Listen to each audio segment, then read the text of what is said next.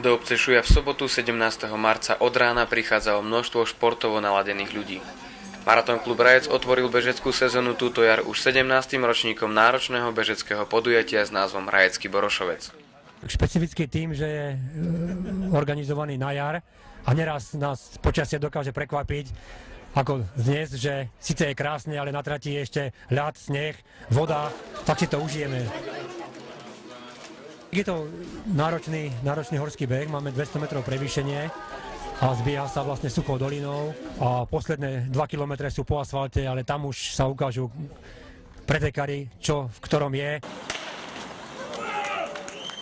Po ukončení registrácie sa na štart postavilo až 73 pretekárov, ktorí spolu vyrazili do náročného terénu s dĺžkou 14,7 km.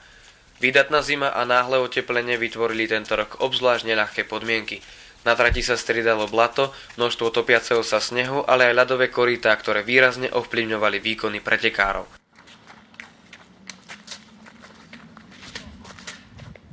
S terénom si napokon za čas 55 minút 28 sekúnd najlepšie poradil Ladislav Sventek z SKP Čadca, ktorý dobehol do cieľa ako prvý. Som zvyknutý na také podmienky, lebo absolvoval som ťažké závody počas celej zimy, takže behali sme na snehu na ľade a toto bolo také, no niektoré úseky neboli veľmi bežecké, človek si musel dávať baka, aby si nespadol na tom ľade. Bolo to dosť také ťažké. Všetkých 17 ročníkov absolvovali iba dvaja pretekári a obaja zhodne potvrdili, že tento patril k najťažším. Bola zlá trať, bol tam ľad, šmykalo sa, no ale tak dalo sa to odbehnúť, žiadne zranenie neboli, dúfam, všetci odbehli do cieľa, no a dalo sa to zvládnuť.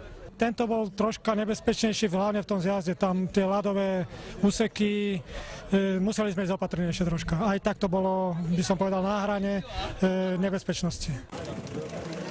Po odovzdaní cien čakalo na všetkých účastníkov behu výdatné občerstvenie, pri ktorom bežci rozoberali náročnosť trate a spolu plánovali účasť na podujatiach, ktoré ich čakajú tento rok. Pre katedru žurnalistiky Jozef Rybár.